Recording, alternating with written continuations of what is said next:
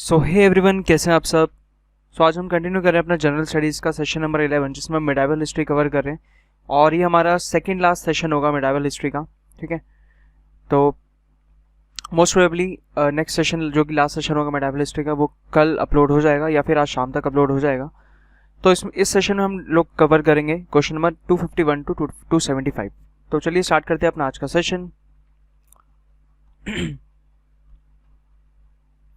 Question number 251, who is called as the prince of moneyers. ठीक है, सो Prince of मनियर्स किसको कहा जाता था? मोहम्मद बिन तुगलक को। किस लिए कहा जाता था इसको? क्योंकि इसने क्या इशू किया था? इसने टोकन करेंसी इशू करी थी, राइट। इसने क्या इशू किया था? टोकन करेंसी इशू करी थी। टोकन करेंसी क्या थी? जैसे इसके कॉइन्स क्या थे पहले? तो ये इसके कॉपर और सिल्वर के कॉइन्स थे।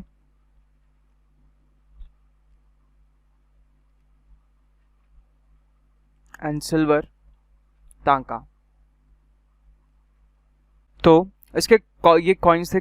इसने टोकन करेंसी क्या इशू करी थी? कॉपर, जीतल और सिल्वर तांका। इसने क्या किया था? इसने कॉपर और ब्रास के कॉइन्स इसने इशू करने शुरू कर दिए थे। टोकन करेंसी कॉपर और ब्रास के, जिसकी जो वैल्यू होती थी ना, वो सिल्वर के कॉइन्स के इक्वल होती थी। यानी कि जितनी सिल्वर की वैल्यू होती थी उतने ही इन कॉइन्स की वैल्यू इसने कर दी थी। समझ रहे हो आप इस चीज को? तो इससे होने क्या लग गया था कि एक तो होर्डिंग भर जाएगी इससे, और दूसरा क्या होने लग गया था कि हर घर में ये जो कॉइन्स थे वो मिंट होने शुरू हो गए थे।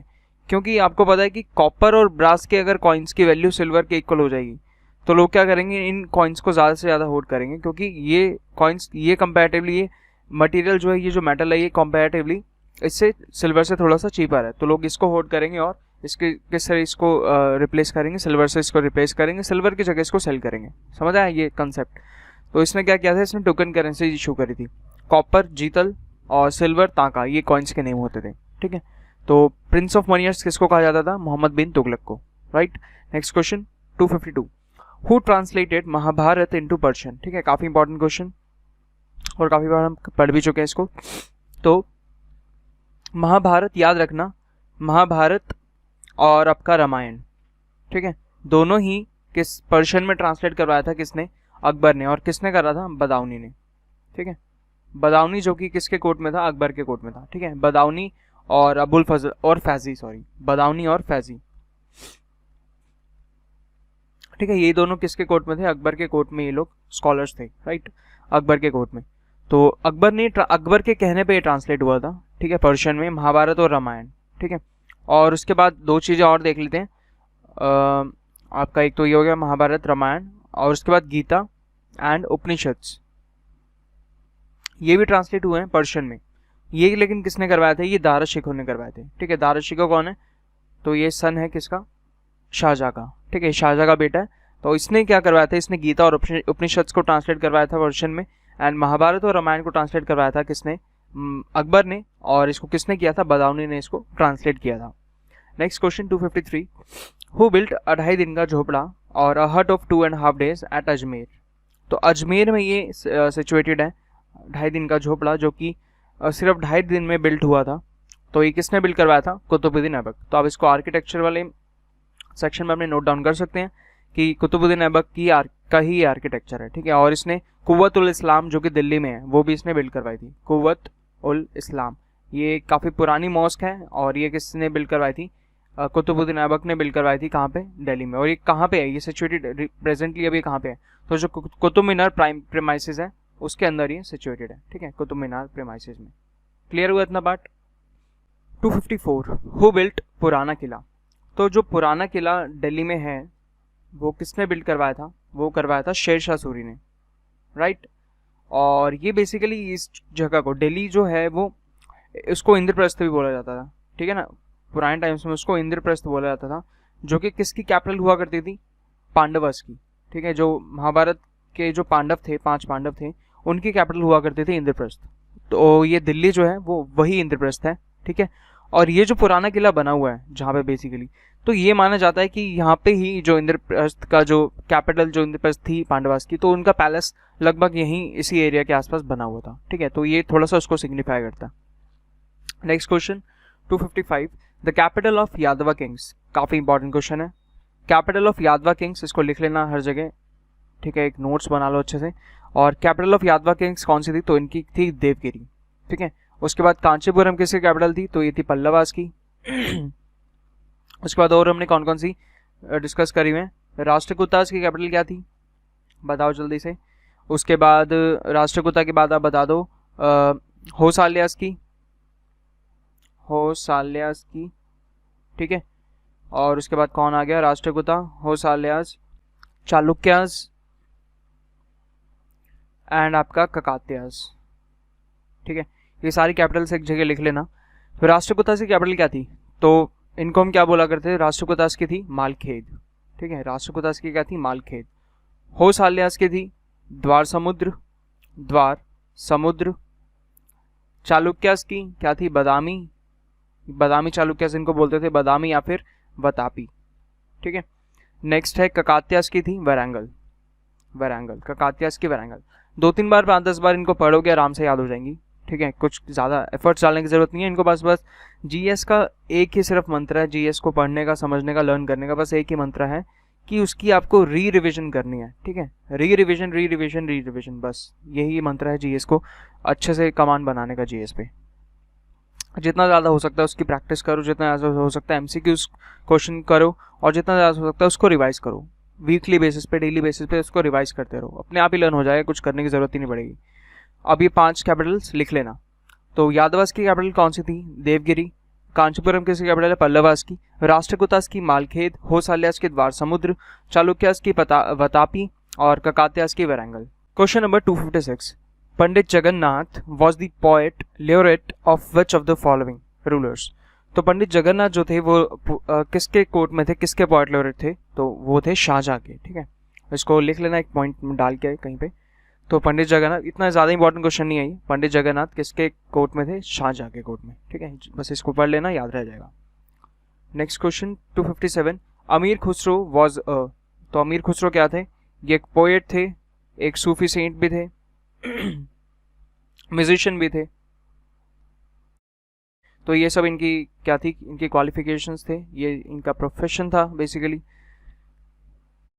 और ये किसके डिसाइपल थे, तो हजरत किसके, हजरत निज़ामुद्दीन औलिया साहब के ये क्या थे, डिसाइपल थे, हजरत अमीर खुसरो, ठीक है।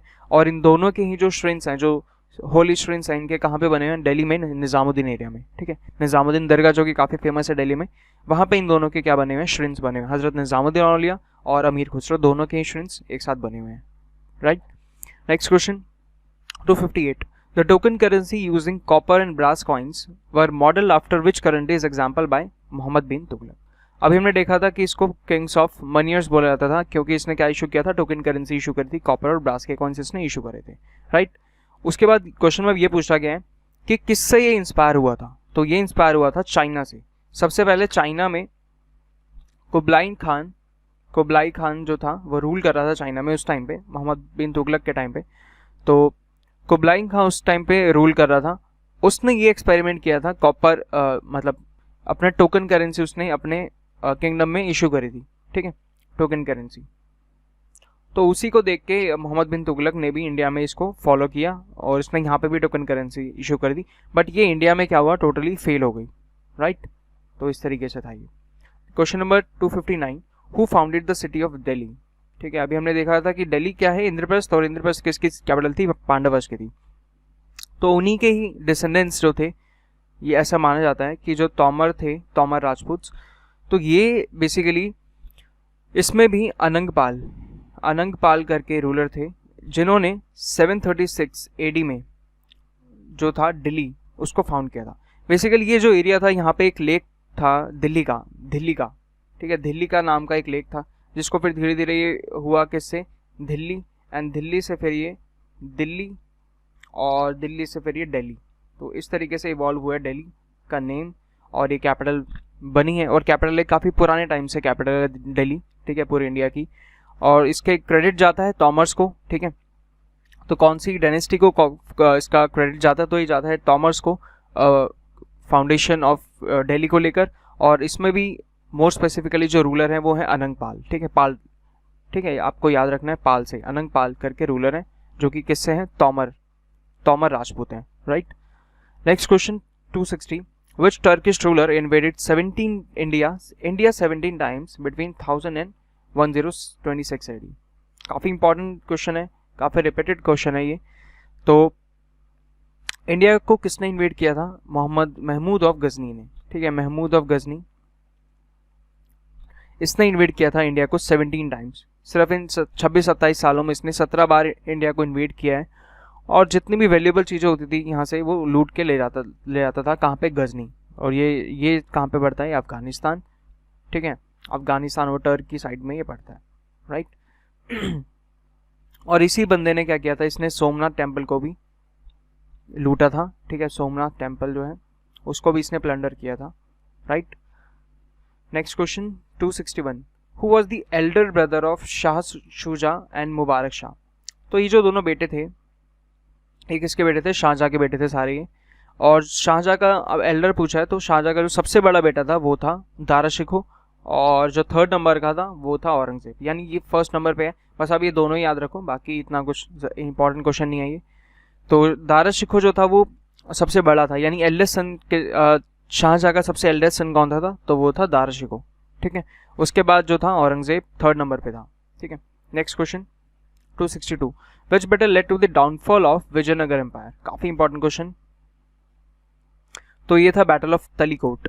कब लड़ा गया था? 1565, ठीक है, 1565 में, यानी कि 1565 में लड़ा गया था बैटल ऑफ तलीकोट, जिसमें कि कौन कौन थे? एक साइड तो विजयनगर एम्पायर थी, दूसरी साइड कौन थे? डेक्कन की जो एम्पायर थी, जैसे कि गोलकोंडा और आपका बीजापुर, ठीक है, और भी इनके साथ काफ़ी जो डेक्कन की थी, मोस्ट इंपॉर्टेंट यही है बीजापुर और गोलकोंडा, ठीक है। उसके बाद बाकी को छोटी छोटी इनके साथ एम्पायर्स वो भी जुड़ गए थे।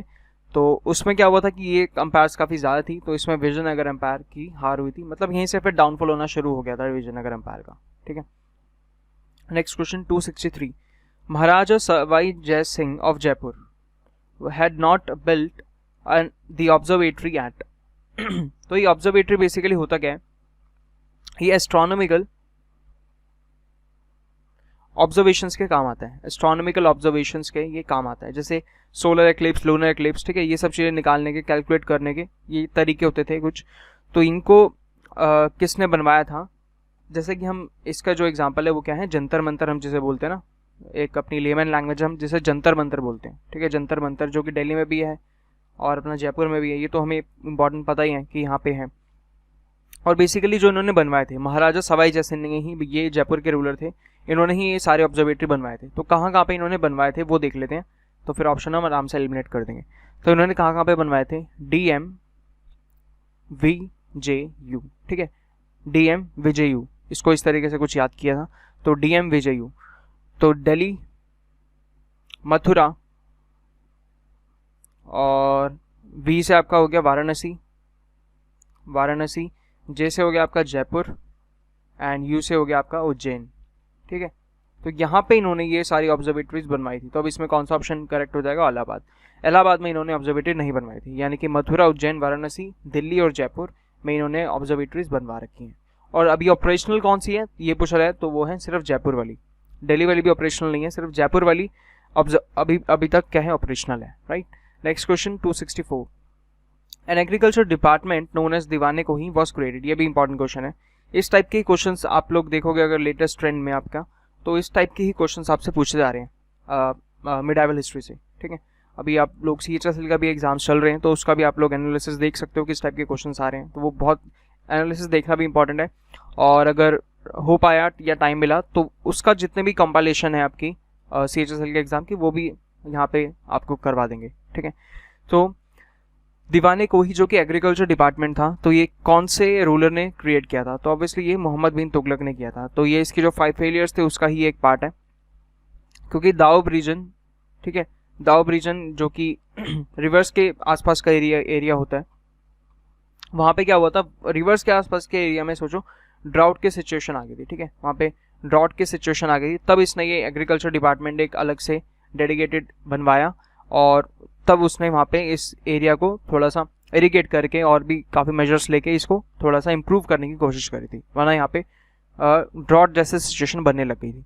तो ये बस इतना याद रखना है। दीवाने को ही क्या है, एक एग्रीकल्चर डिपार्टमेंट है जो कि किसने बनवाया था, मोहम्मद बिन तुगलक ने बनवाया था। ठीक है, next question 265, which one of the following painters of Jahangir's reign was conferred the title of Nadir ul Asra. तो जो जहांगीर के इंपॉर्टेंट पेंटर्स हैं उनके भी आपको नेम याद रखने हैं। तो इसमें से एक है मंसूर, दूसरे हैं भीषण दास। ठीक है, अब इस क्वेश्चन का आपका करेक्ट आंसर क्या हो जाएगा, मंसूर। मंसूर को ये टाइटल दिया गया था नादिर उल असरा। ठीक है, जहांगीर ने ये टाइटल दिया था। इसके पेंटर्स थे, जैसे कि आपको पता है कि जहांगीर के टाइम पे जेनिथ पे क्या था, यानी कि सबसे ज़्यादा कौन सी आर्ट फॉर्म चलती थी, तो वो था पेंटिंग। तो पेंटिंग इसके टाइम पे क्या था, जेनिथ पे था, यानी कि एक पीक पे था। ठीक है, तो ये हो गया। और उसके बाद पेंटर्स कौन कौन से थे, तो मंसूर और भीषण दास। उसमें मंसूर काफ़ी इंपॉर्टेंट पेंटर है इनका, और उसके बाद भीषण दास भी हैं। ठीक है, तो ये दोनों इनके क्या हैं, इंपॉर्टेंट पेंटर्स हैं जहांगीर के। Next question 266, which monument is pink in colour. तो पिंक कौन सा है कलर में, तो आप लोग आइडेंटिफाई कर सकते हैं कि हवा महल जो है वो पिंक है कलर में। और ये किसने बिल्ड करवाया था, सवाई प्रताप सिंह। ठीक है, समवेयर अराउंड 1699 AD। ठीक है, तो ये सवाई प्रताप सिंह ने बिल्ड करवाया था। ठीक है, सवाई जयसिंह, तो इनके ही डायनेस्टी से चलते चलते सवाई प्रताप सिंह ने इसको बिल्ड करवाया था। कहाँ पे है ये, जयपुर में है। ठीक है, तो जयपुर का जो एपिथेट है दैट इज पिंक सिटी, तो उसी को ध्यान में रखते हुए इसको मॉन्यूमेंट को भी क्या, कौन से कलर का करवाया हुआ, पिंक कलर का। Right, next question 267, who applied the concept of guerrilla warfare in the India in 17th century. Discuss किया हुआ ये क्वेश्चन, गॉरिला वॉरफेयर किसने स्टार्ट किया था, शिवाजी ने। ये क्या था, बेसिकली कुछ टैक्टिक्स वगैरह हैं ये, जिस तरीके से जो अपना दुश्मन है सामने वाला उसको वॉर में इजीली हराया जा सकता है। ठीक है, तो ये शिवाजी ने स्टार्ट किया था। 268, dash was the first Muslim ruler of Delhi. तो इजी क्वेश्चन है और काफ़ी इंपॉर्टेंट क्वेश्चन है। ठीक है, इस टाइप के क्वेश्चन आपको देखने को मिल सकते हैं एग्जाम में आपके। तो first Muslim ruler of Delhi कौन था, कुतुबुद्दीन ऐबक। ठीक है, इजी क्वेश्चन है। 269, द ग्रैंड ट्रंक रोड, ये भी डिस्कस किया हुआ है, was built by Sher Shah Suri. ठीक है, तो ये पता चल गया यहाँ पे कि किसने बिल्ड करवाई थी, शेर शाह सूरी ने बिल्ड करवाई थी। कहाँ से कहाँ तक, तो ये हमें पता है कि ये ईस्ट बंगाल से लेकर और आपका ये पूरा आगरा से होते हुए, ठीक है, आगरा से होते हुए लाहौर तक जा रही है। ईस्ट बंगाल यानी कि जो आपका बांग्लादेश है, अब बांग्लादेश में कौन सी जगह है ये, सासाराम, जो कि इसका क्या था, शेर शाह सूरी का होम टाउन था। और बीच में आगरा में क्या था, इसका ऑफिस था, यानी कि आगरा इसकी कैपिटल थी। तो एक तरीके से घर से ऑफिस तक के लिए इसने एक अपने लिए पर्सनल अपनी रोड बिल्ड करवा दी थी। ठीक है, इस तरीके से याद रखना है। तो सासाराम जो कि बांग्लादेश में है, वहाँ से लेकर आगरा में इसने, आगरा से होते हुए ये आगे और एक्सटेंड हो गई, लाहौर तक अभी जा रही है। ठीक है, क्लियर। तो ग्रैंड ट्रंक रोड किसने बिल्ड करवाई, शेर शाह सूरी ने। कहाँ से कहाँ तक, ईस्ट बंगाल से Lahore. Option number 3 is the correct answer. 270, which among the following foreign countries were the first one two trade with India. ये आपका उसका क्वेश्चन आ गया, मॉडर्न का आ गया, कोई नहीं। अब हम मॉडर्न में जाने ही वाले हैं, बस लास्ट सेशन और है हमारा एक मिड-लेवल का, तो मॉडर्न में एंटर करने ही वाले हैं। तो जो फर्स्ट कंट्री थी, जैसे कि आपको इतना तो याद रखना ही, और आप सबको पता भी होना चाहिए, ये बात पता भी होगी, आई थिंक कि काफ़ी बच्चों को ये बात पता भी है कि जो फर्स्ट सबसे पहले आए थे और सबसे बाद में गए थे वो कौन थे, पोर्तुगीज थी। ठीक है, और इसमें हमसे क्या पूछा है, first one two trade with India, तो पोर्तुगल इसका आंसर हो जाएगा। तो ये तो हो गया इस क्वेश्चन के आंसर की बात। तो ये हो गया कि पोर्तुगीज जो थे वो सबसे पहले आए थे इंडिया में और सबसे लास्ट तक है। जैसे कि आपको पता है कि वास्को द गामा ने 1498 में क्या किया था, डिस्कवरी ऑफ इंडिया तक, यानी कि पोर्तुगाल से इंडिया तक का सी रूट जो था इसने डिस्कवर कर दिया था। तो डेफिनेटली उसके बाद क्या होना था, फिर जब उसने सी रूट डिस्कवर कर दिया तो वहाँ के जो ट्रेडर्स थे वो डेफिनेटली कहाँ पे आएंगे, इंडिया आएंगे यहाँ के, मतलब यहाँ से प्रोडक्ट्स लेने के लिए। ठीक है, लेने और बेचने दोनों काम करने, ट्रेडिंग करने बेसिकली यहाँ पे आएंगे ही आएंगे। तो तब से ही जो था उनका स्टार्ट हो गया था, यानी कि समवेयर अराउंड 15th सेंचुरी आप मान सकते हैं। ठीक है, कि 15 से 16th सेंचुरी, तो यहाँ इसके बीच में पोर्तुगीज इंडिया आए और सबसे लास्ट में गए। ठीक है, यानी कि अपना 20th सेंचुरी में यहाँ से गए हैं। ठीक है, क्लियर। तो उसके बाद जो ये भी देख लेते हैं कि इसके बाद और कौन आए। सबसे पहले आए थे पोर्तुगीज, उसके बाद आए थे डच के बाद आए थे अपना ब्रिटिश, और ब्रिटिश के बाद आए थे लास्ट में French. Right, next question 271, which monument is known as dream in stones. ठीक है, काफी इंपॉर्टेंट क्वेश्चन है। ड्रीम इन स्टोन्स इस वाले मॉन्यूमेंट को बोला जाता है, और ये मॉन्यूमेंट कौन सा है? ये है पंचमहल। ठीक है, पंचमहल ये मॉन्यूमेंट है। तो option number 4 is the correct answer. कहाँ पे बना ये? फतेहपुर सीकरी। अब क्योंकि ये फतेहपुर सीकरी में बना है तो किसने बनवाया होगा? अकबर ने बनवाया होगा। ठीक है, इसी से रिलेटेड एक क्वेश्चन हो रहा है कि ड्रीम ऑफ स्टोन्स किसे बोला जाता है? पंचमहल को। याद रखना है इस पॉइंट को। एंड एक क्वेश्चन और आता है कि ड्रीम ऑफ मार्बल्स या ड्रीम ऑफ मार्बल किसको बोला जाता है? तो इसको लिख लेना, ड्रीम ऑफ मार्बल किसको बोला जाता है? तो ये बोला जाता है ताजमहल को। ठीक है, तो आपको पता था कि नहीं पता था ये मुझे नहीं पता, तो आप लोग इसको नोट डाउन कर लेना और इसको याद रखना है कि ड्रीम इन स्टोन्स किसको बोला जाता है? पंचमहल को। पंचमहल किसने बनवाया है? अकबर ने। कहाँ पे बनवाया है? फतेहपुर सीकरी में। एंड ड्रीम इन मार्बल्स ये किसने बनवाया है? ये शाहजहां ने बनवाया है। और किसको बोला जाता है? ये ताजमहल को बोला जाता है। ठीक है, next question 272। The foreign traveller who visited during the reign of Shahjahan was. Shahjahan के टाइम पे किसने विजिट किया था? तो अगर आपको नहीं भी पता तो हम क्या कर सकते हैं? ऑप्शनल एलिमिनेशन से जा ही सकते हैं। ठीक है ना, तो थॉमस रो और विलियम हॉकिंस, इन दोनों ही पर्सन ने किसके टाइम पे विजिट किया था? जहांगीर के टाइम पे। राइट। इब्न बतूता ने किसके टाइम पे बिल्ड किया था? तो इसको हमने कैसे याद किया था? बिन से इब्न। ठीक है, बिन से इब्न, यानी कि मोहम्मद बिन तुगलक। मोहम्मद बिन तुगलक के टाइम पे किसने विजिट किया था? Ibn Battuta.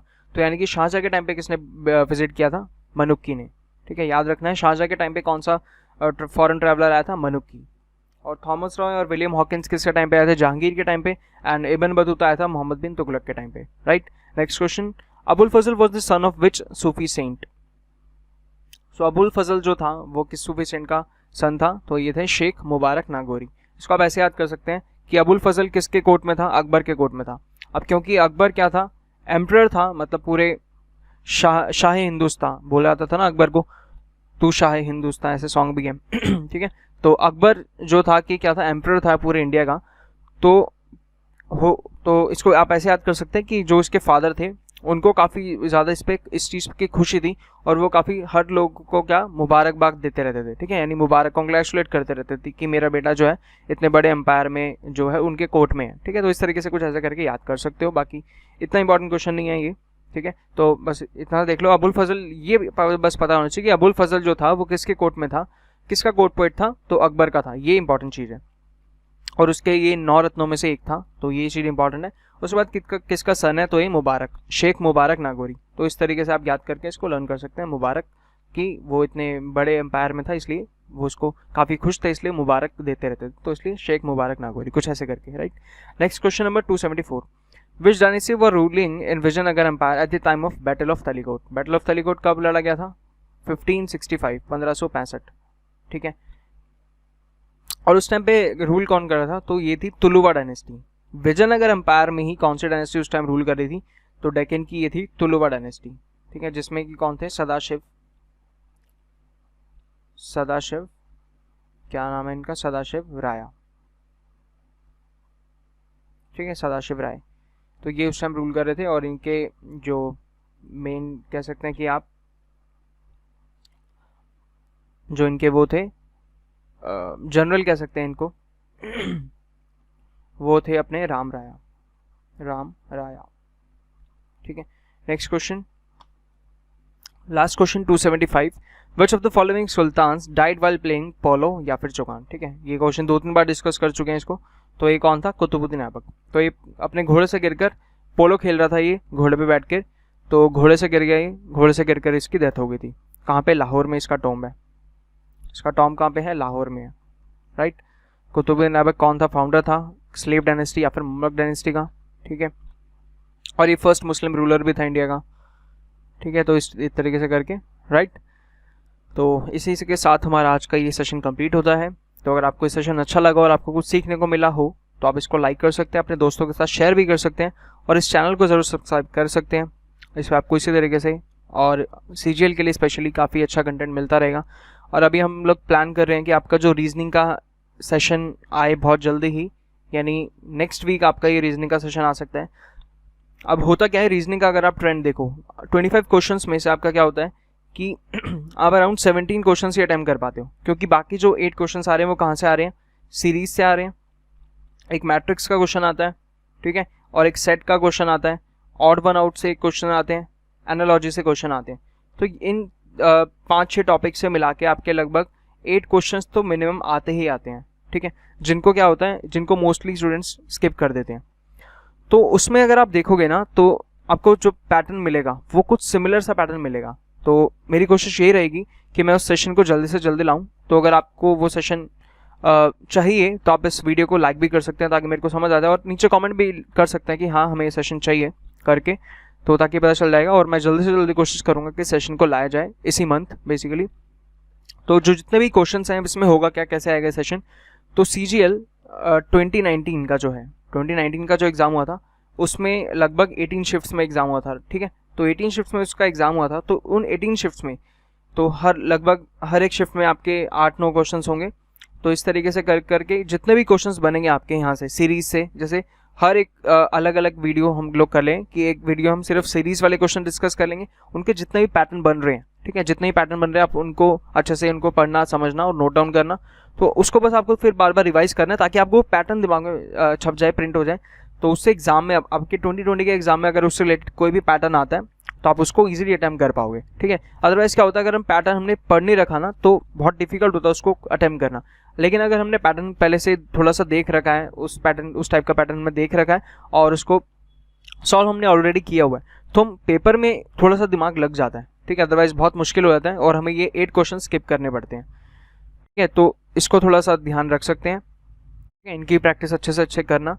तो इसी के साथ हम आज का सेशन एंड करते हैं। So thanks for watching this session. जय हिंद।